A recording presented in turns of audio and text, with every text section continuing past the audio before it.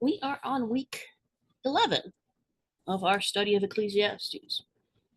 And, it doesn't take a genius to realize we are coming to the end of our study because it's only 12 chapters and we're already in chapter 11. To be honest, chapter 11 and the first half of chapter 12 are all one progression of thought.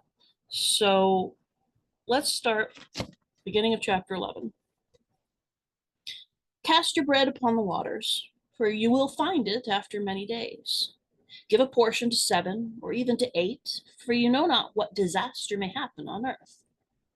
If the clouds are full of rain, they empty themselves on the earth. And if a tree falls to the south or to the north, in the place where the tree falls, there it will lie. He who observes the wind will not sow, and he who regards the clouds will not reap. As you do not know the way the Spirit comes to the bones in the womb of a woman with child, so you do not know the work of God who makes everything. In the morning, sow your seed, and at evening, withhold not your hand, for you do not know which will prosper, this or that, or whether both alike will be good. We'll stop there. That's sort of our first unit of thought here. Because as we come to the end of Koheleth's teaching, he's more or less giving us this panorama of wisdom from youth to old age, and sort of wrapping up his thought of, well, life under the sun, right? Fleeting, vain. But what do you do with it while it's yours? And this first section, there's a lot of argument about it because you have some slightly obscure metaphors here. For example, that first verse, cast your bread upon the waters, for you will find it after many days. There is an argument over whether that should be cast or send, and whether this, a lot of people seem to think that this means business ventures at sea. Now, of course, any business venture has a measure of risk. But in their day, the farther you went abroad for your business ventures, the more risk there was. So some people say, well, this talks about doing what you can when the outcome is uncertain. But of course, there are other interpretations. The old, long-standing traditional interpretation is that this is about charity, about generosity, about giving where there's a need now and receiving back eventually a reward for it. And of course, me growing up listening to my parents' music, I can never read this verse by itself because of a song called Bread on the Water by the Imperials, where they take this verse, cast your bread upon the waters, and they marry it to Luke 6.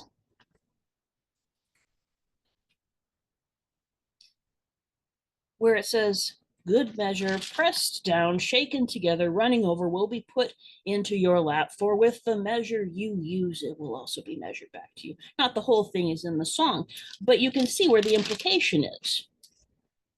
The context of that one, of course, is judge not, and you will not be judged. Condemn not, you will not be condemned. Forgive, and you will be forgiven. Give, and it will be given to you. So a lot of people do hold to that idea that this is all about generosity, especially when it says give a portion to 7 or even to 8. Often that was giving a portion to the poor. Either way, There is an element of giving away what you have in some sense, whether you're sending it away for business or you're giving it away for charity, because you don't know what's going to happen, which is why I think these first two verses and verse 6 explain each other. Right? Remember, verse 6 says, in the morning, sow your seed, and at evening, withhold not your hand. Basically, it's like, keep trying all kinds of things because you don't know which one is going to succeed. One or the other or both. Notice he never mentions it, but to be honest, neither. You don't know. We're dealing here with what can and what cannot be controlled. And when you have these uncertain times, I always hate that phrase now because ever since the pandemic, it's like unprecedented times, uncertain times. Like, times have always been more or less uncertain. It's whether we are aware of it or not.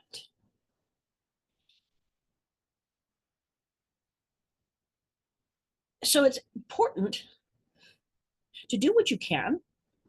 That's the bit you can control with what you have, and not put everything into one plan, but many. And I think it is important to keep in mind that idea that this isn't all about your benefit, but you're giving to others also.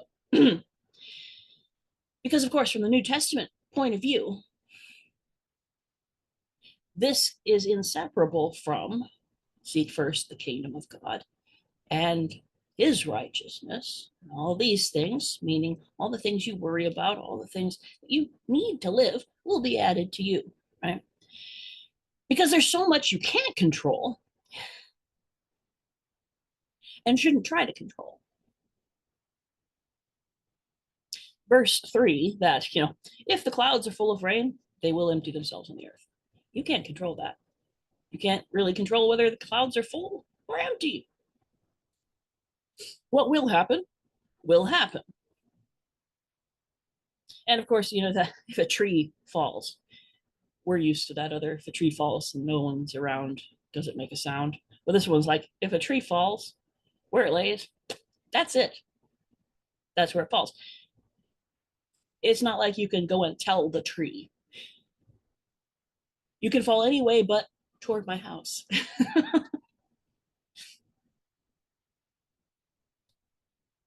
And then verse 4, if you obsess about that which you cannot control, you'll end up doing nothing, right? He who observes the wind will not plant, and he who watches the cloud will not reap. In agricultural terms, right? It's like, I'm going to wait until the absolute perfect moment to plant my fields. The absolute perfect moment's never going to come. And the one who comes to the harvest time, he's like, oh, I'm going to wait till the absolute perfect time when it's not going to rain before I harvest. Any farmer will tell you that's nonsense. You watch the clouds to snatch a chance. You don't watch the clouds to look for the perfect opportunity, because you're not going to get it. And that's true of so many things. The more we obsess about what we can't control, the less we're going to accomplish.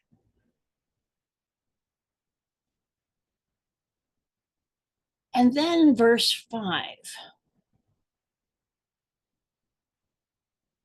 They can explain a lot about fetal development. The one thing they can't explain is how that which makes you a person enters into you when you are in the womb. They can't even explain how it works when you're full grown and mature. Consciousness, awareness, personality is a great mystery.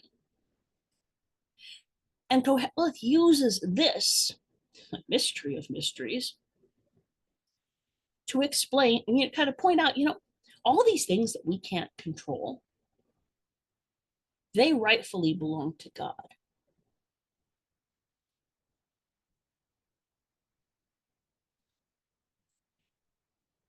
And that's an important thought to keep in mind.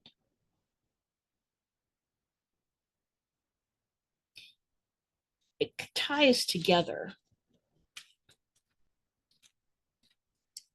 with what we talked about in chapter 9, where he talks about, the righteous and the wise and that their deeds are in the hand of God, but whether it's love or hate, we don't know. This idea that everything we don't control is rightfully God's cannot be separated with, who do you say God is? Your choices, maybe not consciously, but essentially will be predicated by your view of the one who holds the uncontrollable. And Koheleth, he says, well, this is God. He doesn't seem to be altogether sure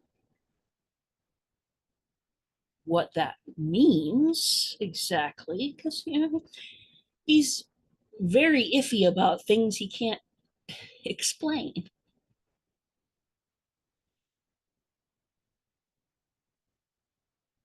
But he's very realistic about focus on what you can control. Give up on trying to control that which belongs to God.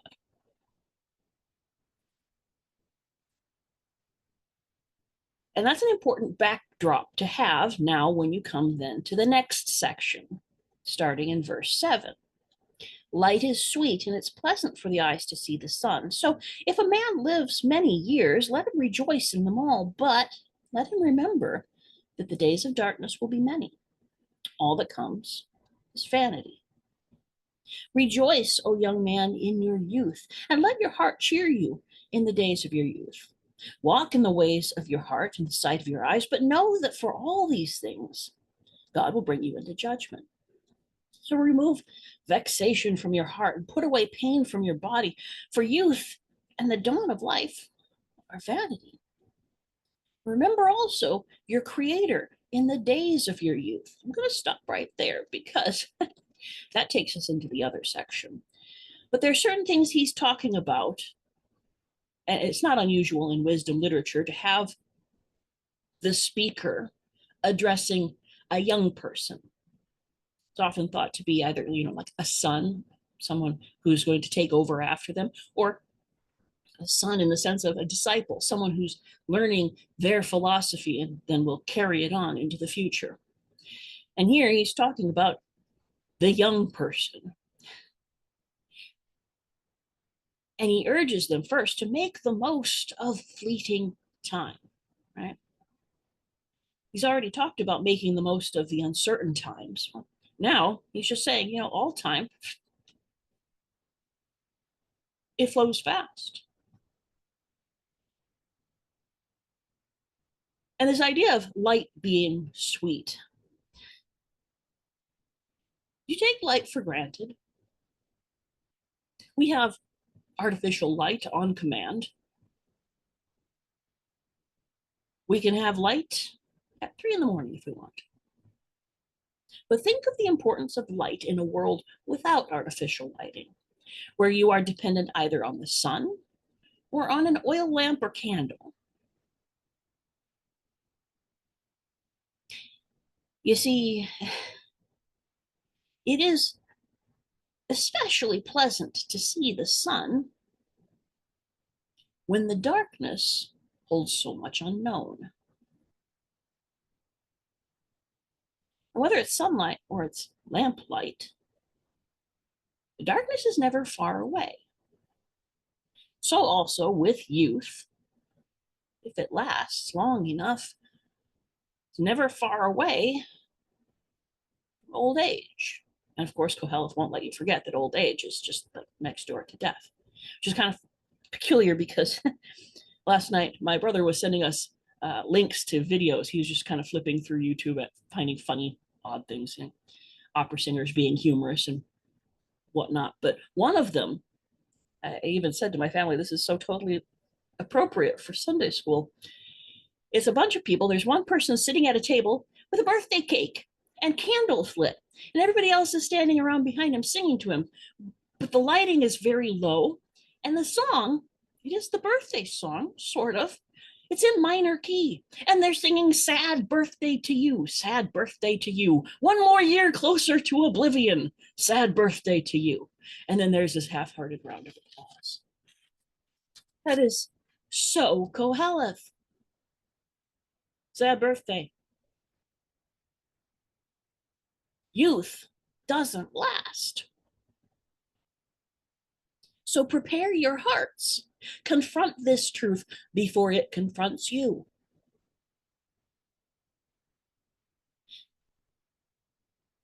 That the longer you live, the more days of darkness you will encounter. And none of it is ultimate. None of it is satisfying. None of it lasts. But he still says, you know what? Enjoy the days of years.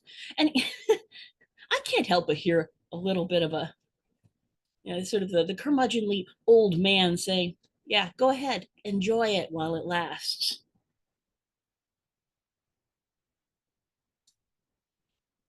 Because he says, right, rejoice in your youth, let your heart cheer you, walk in the ways of your heart, in the sight of your eyes, right? Talking about the heart and the eyes as essentially the seats of desire, of ambition. But know that for all these things, God will bring you into judgment, right? As a sort of a, no one's quite sure where the proverb comes from, but it's been around a long time. And it says essentially, take what you want, says God, and pay for it. It's like, you know what? You need to remember the privileges of youth are strength, resilience, dreams for the future, and taking for granted that this is normal, permanent.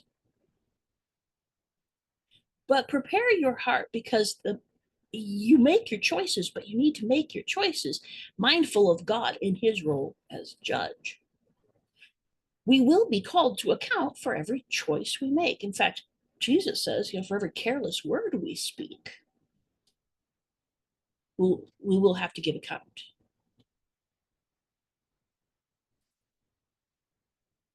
And when he says, you know, remove vexation from your heart, it's like, don't dwell on the annoying, the frustrating things, and put away pain from your body. Now, this word pain, you might have a footnote that says could be also translated evil.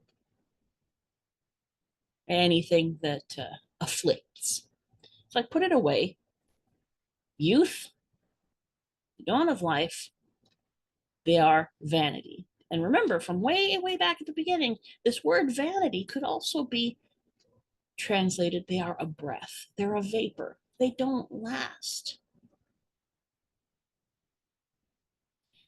And another way to prepare your heart in youth is you live your fleeting life mindful of God also in his role as your creator. Which takes us back to verse 5, right? We don't know how the Spirit comes into a person when they are in the womb. We also don't know how it leaves us at the end of life.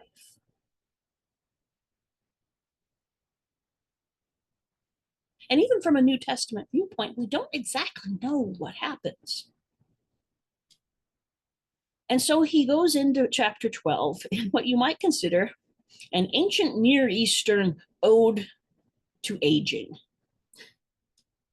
Because after he says, remember your creator in the days of your youth, he says a certain sequence of befores. The first one is short, and the rest develop it, right? Before the evil days come.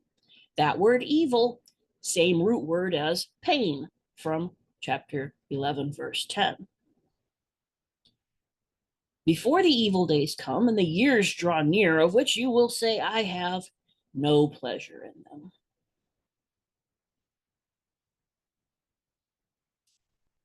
Before the sun and the light and the moon and the stars are darkened. So if you take that, light is sweet and it's pleasant for the eyes to see the sun, tied to youth. Well, guess what? Light is going.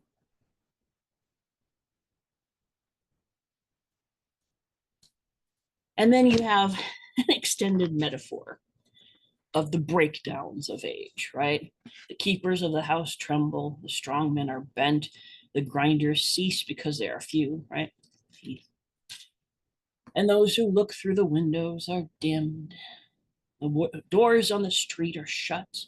When the sound of the grinding is low and one rises up at the sound of a bird, the daughters of song are brought low.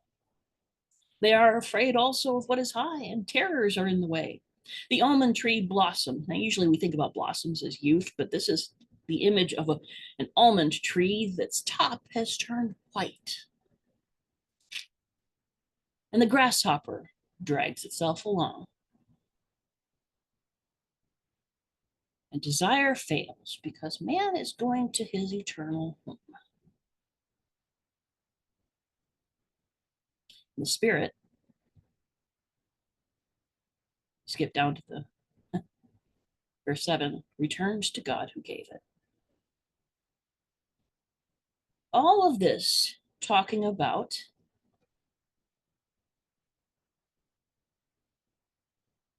that which awaits everyone.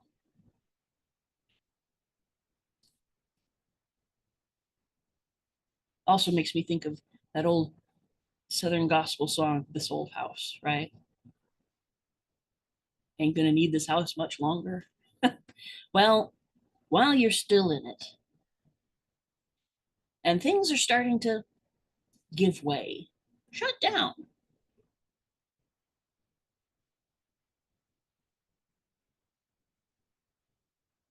You prepare your heart for the inevitable fact that the spirit, about which we don't know much, will return to God. And life under the sun will be exchanged for this unknown of death. And of course, Koheleth is never willing to commit himself to anything that he cannot investigate. He's one of those kind of people. Very much what you might call in later years a materialist, a naturalist. He's more than willing to admit that there probably is God. He just doesn't know much about him. Can't measure him, can't weigh him. He just knows that all such enterprises have one very definite limit.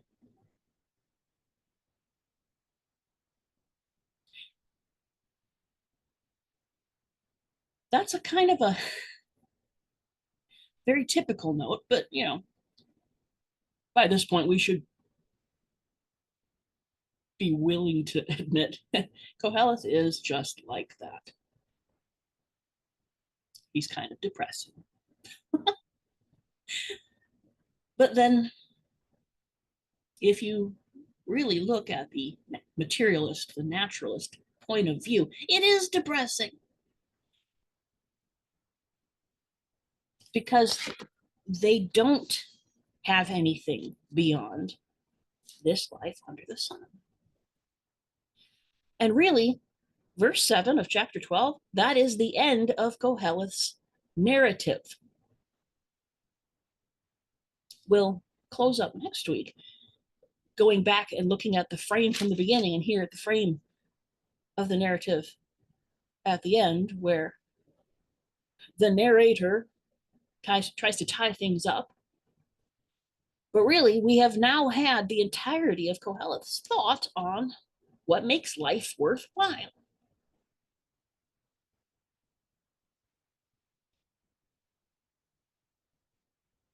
And the best we can say for him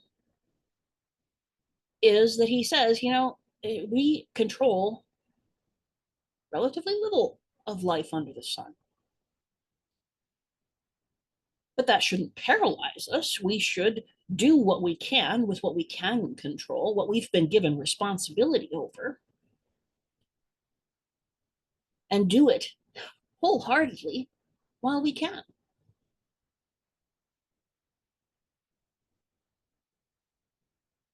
Now, it's a very simple way to sum up the bulk of Ecclesiastes, but that really is, he recommends enjoying what you have while you have it, giving thanks for what you have while you have it, being aware that you won't have it always, that dark days will come, but light will also come with it.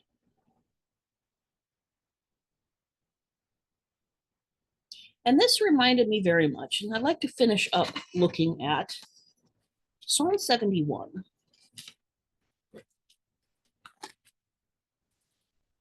Psalm 71 being an individual lament of someone who is under threat, calling out to God for deliverance. But Psalm 71 has a strong emphasis on this from youth until even to old age relationship between God and his faithful people, right? In you, O Lord, do I take refuge. Let me never be put to shame. In your righteousness, deliver me and rescue me. Incline your ear to me and save me. Be to me a rock of refuge to which I may continually come. You have given the command to save me, for you are my rock and my fortress. Rescue me, O my God, from the hand of the wicked, from the grasp of the unjust and cruel man. For you, O Lord, are my hope, my trust, O Lord, from my youth. Upon you I have leaned from before my birth. You are he who took me from my mother's womb. My praise is continually of you. I have been as a portent to many, but you are my strong refuge. My mouth is filled with your praise and with your glory all the day. Do not cast me off in the time of old age. Forsake me not when my strength is spent. For my enemies speak concerning me. Those who watch for my life consult together and say, God has forsaken him. Pursue and seize him, for there is none to deliver him. O God, be not far from me. O my God, make haste to help me. May my accusers be put to shame and consumed. With scorn and disgrace may they be covered who seek my hurt. But I will hope continually and will praise you yet more and more. My mouth will tell of your righteous acts, of your deeds of salvation all the day, for their number is past my knowledge. With the mighty deeds of the Lord God, I will come. I will remind them of your righteousness, yours alone. O God, from my youth you have taught me, and I still proclaim your wondrous deeds. So even to old age and gray hairs, O God, do not forsake me until I proclaim your might to another generation, your power to all those to come. Your righteousness, O God, reaches the high heavens. You who have done great things, O God, who is like you? You who have made me see many troubles and calamities will revive me again. From the depths of the earth, you will bring me up again. You will increase my greatness and comfort me again. I will also praise you with the harp for your faithfulness, O my God. I will sing praises to you with the lyre, O Holy One of Israel. My lips will shout for joy when I sing praises to you, my soul also, which you have redeemed. My tongue will talk of your righteous help all the day long, for they have been put to shame and disappointed who sought to do me hurt. From my youth you have taught me, says the psalmist. So even to old age and gray hairs, O God, do not forsake me. This reiteration of lifelong relationship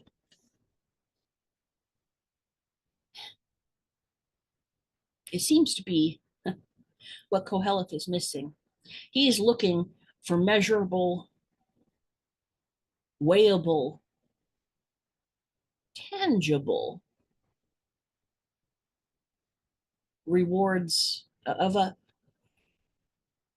certain answer that says, this is it. This is the good life. This is wisdom and happiness and And the one thing that he can't measure, can't weigh, can't tangibly perceive is the one thing that really answers his question. Continual hope, continual praise, continual testimony of the faithfulness of God. Now, the narrator will have his say next week as to the meaning of all of this that we've been looking at. But in the meantime,